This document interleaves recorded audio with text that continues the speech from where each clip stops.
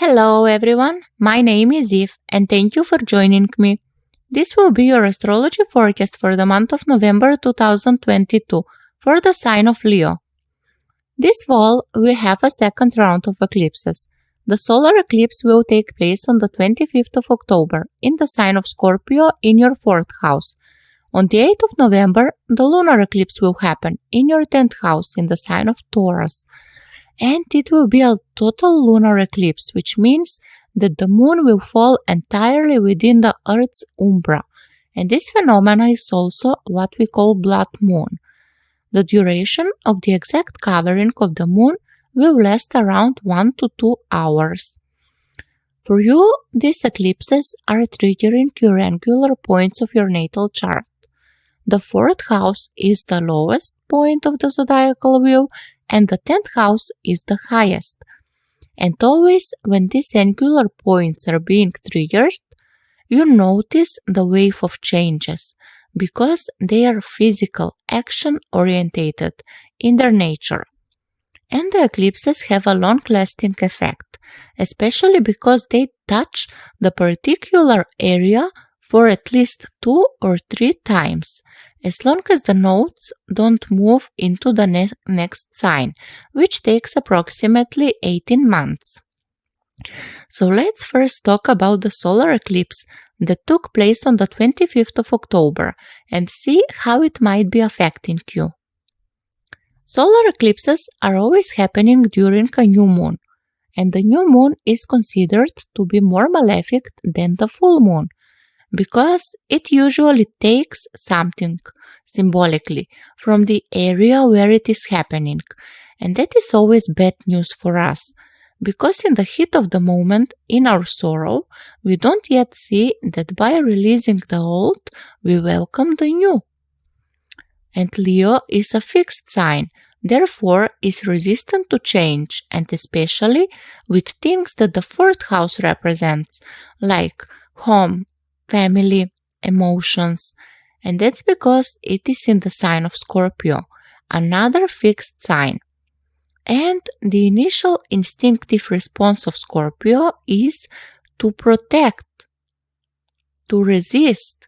It represents an archetype which has to do with codependency, power, control, and the 4th house are our emotions and emotional power, our ego, self-image, and also security.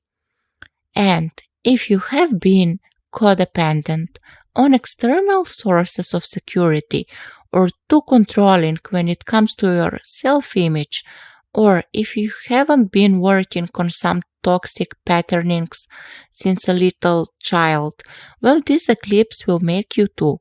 It can remove a source of security, and that's how it will make you grow and overcome the illusion. It will show you that security is only an emotional trap, and that the ultimate goal is to build inner security. For example, you are holding onto this projection that you have a perfect family, that nothing can go wrong, etc.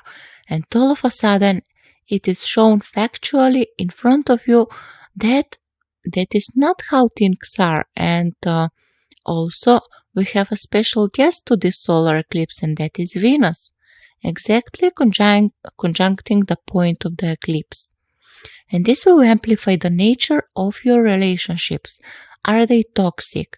Is your relationship to yourself toxic? And if yes, then this is an alarm call for regeneration, for rebirth. But first, something must come to an end for it to be reborn.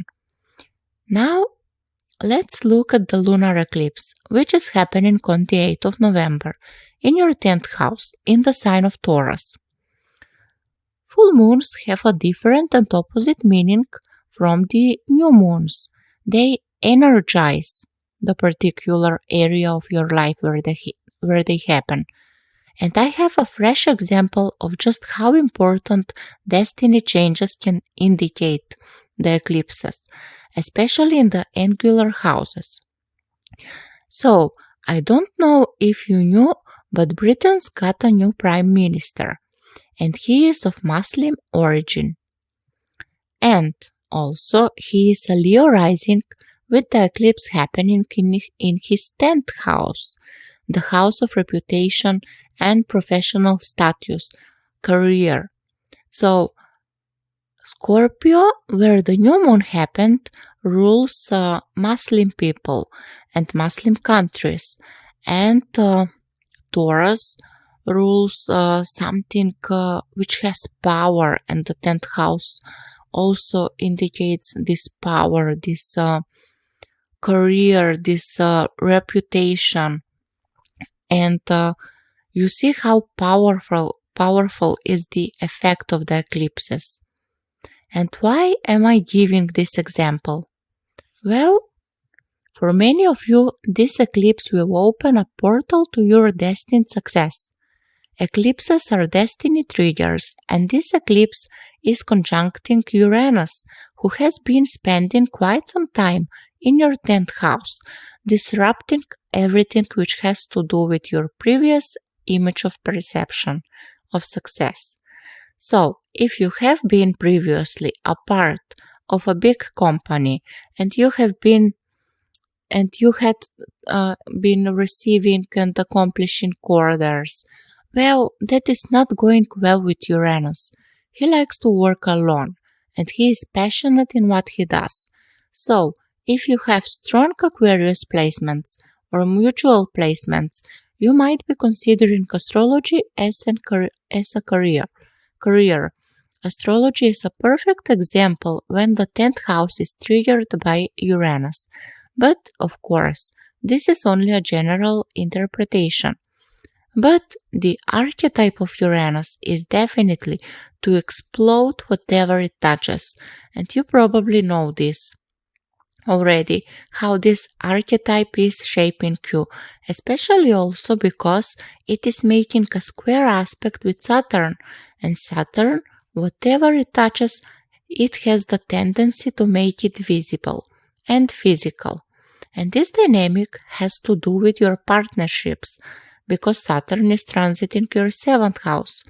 So, if you have been married and you are married, and the marriage was or is limiting your growth as a person, then Uranus will liberate you, and that's for sure. And in the opposite house, where the new moon previous happened, there will be a Mercury Cazimi, which happens when Mercury is in exactly conjunction with the Sun. So, you will try to rationalize whatever this energy will bring. And my advice is to try to write the intel that Mercury has to communicate with you. And that's why, because he is at his strongest while in his Cazimi phase, exactly conjuncting the Sun. Your intuition will be heightened, and because all of this which is happening has a deeper evolutionary meaning, it might help you to connect with it as much as you can. And remember, at first for some of you, this might look like a tornado occurred in your life and crashed everything, but it will evoke huge growth and wisdom, and that's for sure. And towards the end of the month, the intensity calms down with the ingress of the Sun, Venus, Mercury, and also the new moon happening in your 5th house in Sagittarius. And then you will be reconnecting with your inner child, and plenty of creative expression will be released. And as a Leo, you will enjoy the playfulness of these energies. So, that would be all for Leo rising people. I wish you a happy November and much growth. And if you liked my interpretation, like, subscribe, and write me your experience of this month in the comment section. I will be looking forward for it.